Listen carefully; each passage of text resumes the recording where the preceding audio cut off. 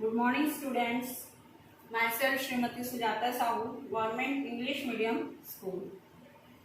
Today I am going to teach you English grammar, and this is common for class 6, 7th and 8th. जैसा कि हमारे class में school में 8th में हिंदी के भी बच्चे हैं, हिंदी मीडियम के, मैं तो इसको हिंदी और इंग्लिश दोनों में समझाने का प्रयास आप लोग को कर रही हूँ. Today's our topic is basic points for teaching, learning, applied grammar. आज का हमारा जो टॉपिक है वो है बेसिक पॉइंट्स, मूल बिंदु फॉर टीचिंग, पढ़ाने के लिए या सीखने के लिए.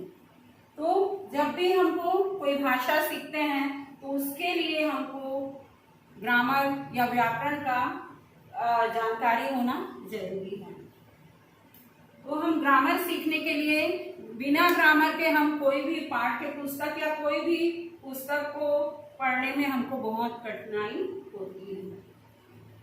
तो जब भी हम अपने क्लास में इस विषय के बारे में जब हम पढ़ाना शुरू करते हैं तो उसके पहले हम व्याकरण पे ध्यान देना हमको जरूरी है, क्योंकि बिना व्याकरण के हम आगे बढ़ेंगे तो हमारा जो बेस है वो मजबूत नहीं होगा. तो जब हम क्लास में जाते हैं, खास करके जून और जुलाई के महीने में कम से कम 2 महीने बच्चों को इन चीजों को सिखाना जरूरी है. तो सबसे पहले जब कोई भाषा, खास करके हम इंग्लिश के बारे में यहाँ पढ़ रहे हैं, तो इंग्लिश की वर्णमाला, ग्रामर जो है, व्याकरण है, वर्णमाला से शुरू होती है. तो हमारे बच्चों को वर्णमाला का ज्ञान, अल्फाबेट का ज्ञान होना जरूरी है. अब इसमें वर्णमाला में कुछ चीजें जरूरी है जो हम अपने बच्चों को करवाएं. वर्णमाला, जो अंग्रेजी की वर्णमाला है, वो 2 प्रकार से लिखी जाती है. एक है कैपिटल लेटर और दूसरा है स्मॉल लेटर. कैपिटल लेटर और स्मॉल लेटर दोनों ही देखिए यहाँ पर 4 लाइन में लिखा गया है. तो यहाँ पर हमको मालूम है, हम ये जान रहे हैं कि हमारी जो वर्णमाला है, अंग्रेजी की वर्णमाला है, वो है 26 and it is written in 2 form. 2 तरीके से लिखी जाती है, कैपिटल लेटर और स्मॉल लेटर. कैपिटल लेटर जो है 4 लाइन में, ऊपर की जो 3 लाइन होती है उसमें लिखी जाती है और ये अपर केस भी कहलाता है. दूसरा है स्मॉल लेटर, जिसे हम लोअर केस कहते हैं, क्योंकि ये नीचे की 3 लाइन में लिखी जाती है. और जो जरूरी चीजें हैं बच्चों के लिए फॉर लेटर्स प्रैक्टिस, वर्णों को सीखने के लिए, अभ्यास करने के लिए हमेशा बच्चों को शुरुआत में 4 लाइन की कॉपी में सिखाना चाहिए. चौथा जो पॉइंट है, स्टार्ट विथ स्ट्रोक्स, और ये अहम बिंदु है कि बच्चों को वर्णमाला, अल्फाबेट सिखाने से पहले हम बच्चों को स्ट्रोक्स, रेखाओं के माध्यम से उनको इस तरीके की रेखाएं सिखाएं, ताकि बच्चे जब 4 लाइन में अपना वर्णमाला लिखना शुरू करें तो उनके हाथ जमे हुए हों. अब ये वर्णमाला जो है 2 भागों में बढ़ गई है, वोवेल्स एंड कॉन्सोनेंट. वोवेल्स है स्वर जो 5 है और कॉन्सोनेंट है वो 21. अब हमको मालूम है कि वोवेल्स जो है A-E-I-O-U, जिसको हम हिंदी में स्वर भी कहते हैं.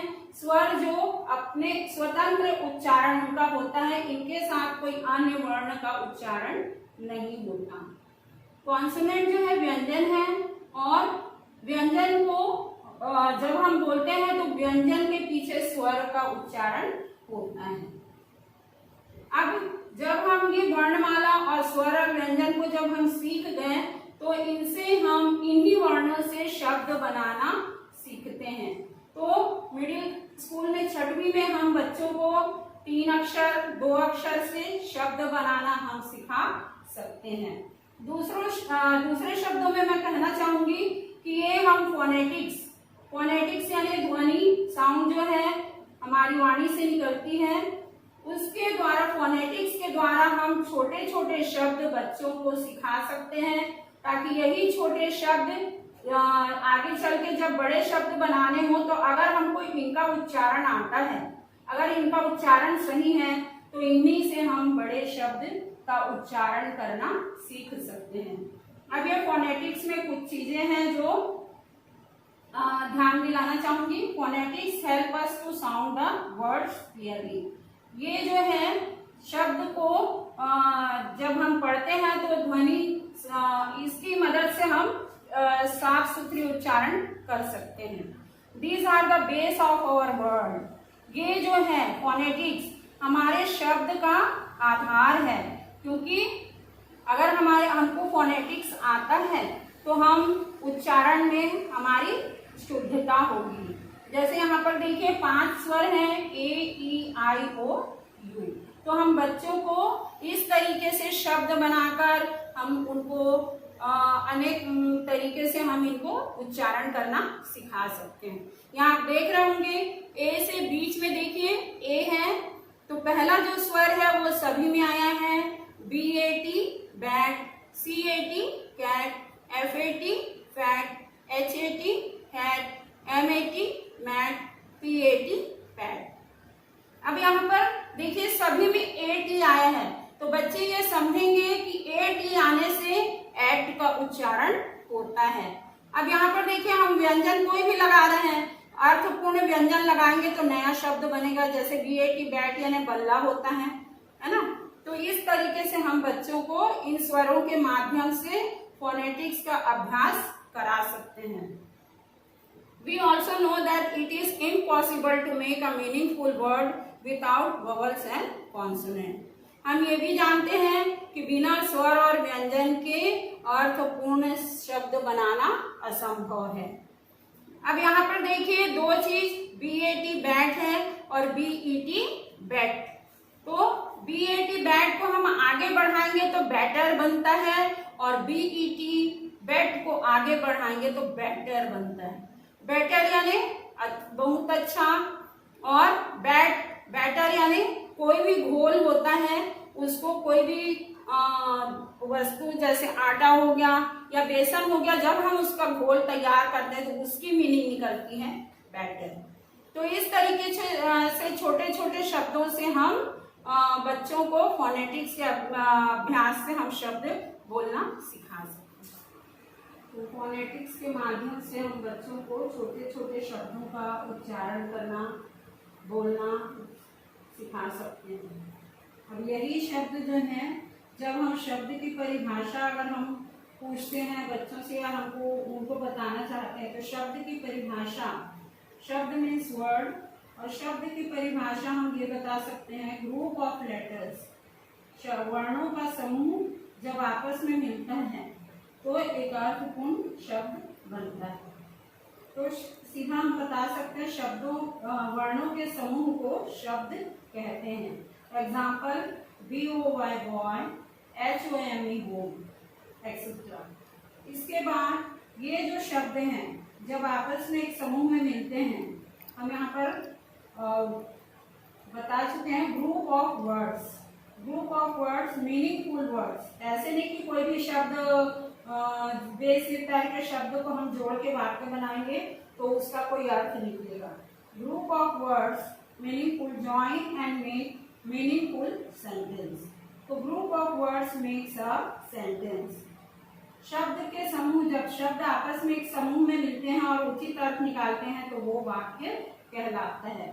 Example Soman goes to school, Soman school को जाता है।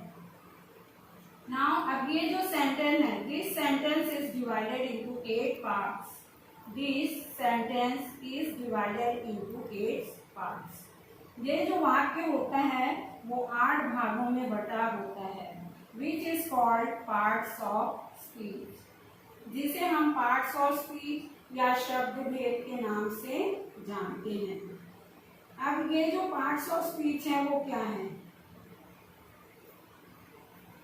हमारा जो व्याकरण है अब यहाँ से शुरू होता है। ये जो वाक्य होता है वो 8 भागों में बटा होता है। 8 प्रकार के शब्दों को लेकर हम वाक्य बनाते हैं, which is called parts of speech, और हिंदी में शब्द भेद कहते हैं।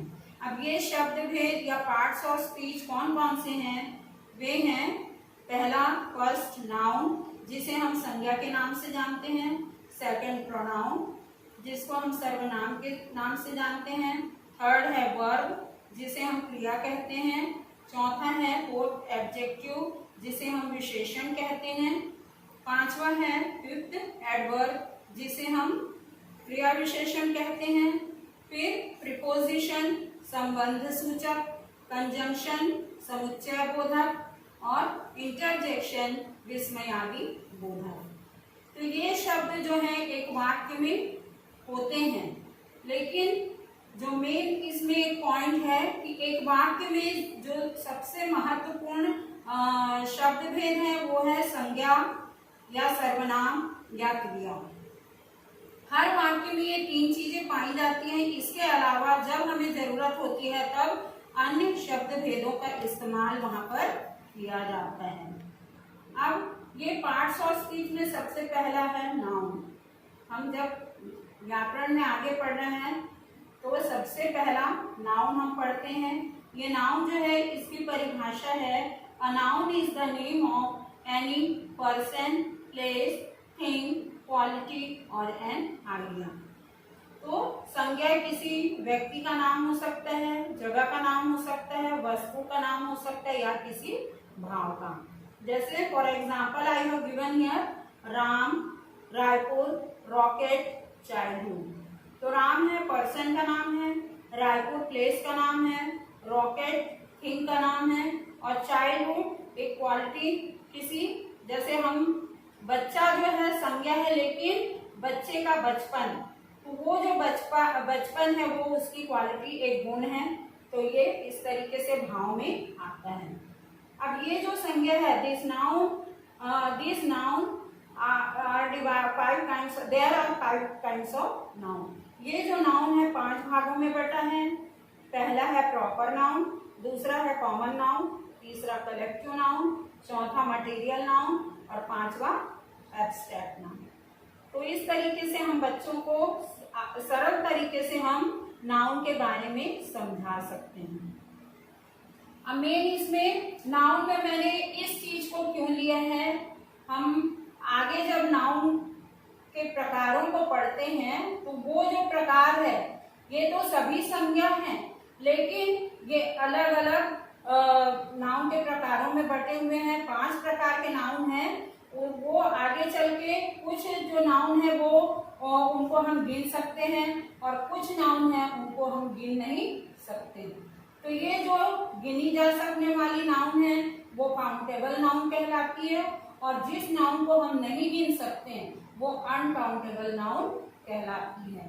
तो काउंटेबल नाउन में 3 प्रकार आते हैं। पहला है प्रॉपर नाउन जिसको हम व्यक्तिवाचक संज्ञा कहते हैं, दूसरा है कॉमन नाउन जिसको हम जातिवाचक संज्ञा कहते हैं, तीसरा है कलेक्टिव नाउन जिसको हम समूहवाचक संज्ञा कहते हैं। अब अनकाउंटेबल न गिनी जा सकने वाली संज्ञा में चौथा जो प्रकार है मटेरियल नाउन जिसको हम पदार्थवाचक संज्ञा कहते हैं और पांचवा है एब्स्ट्रैक्ट नाउन जिसको हम भाववाचक संज्ञा कहते हैं। तो हम देखिए यहाँ संज्ञा के जो प्रकार है उसको यहीं पर हम आसानी से काउंटेबल नाउन में और अनकाउंटेबल नाउन में समझाकर हम बच्चों को आसानी से इसके बारे में बता सकते हैं। तो ये चीजें हम बच्चों को हमारा बेसिक, जब हम पाठ्य पुस्तक से पहले बच्चों को इन चीजों की जानकारी दें, उसके बाद हम पाठ्य पुस्तक पढ़ाएंगे तो बच्चे आसानी से वर्णों को, लेटर्स को समझेंगे, वोवेल्स और कॉन्सोनेंट को समझेंगे और फिर आगे जो पार्ट्स ऑफ स्पीच है उनको भी समझाने में हमें आसानी होगी। धन्यवाद, थैंक यू।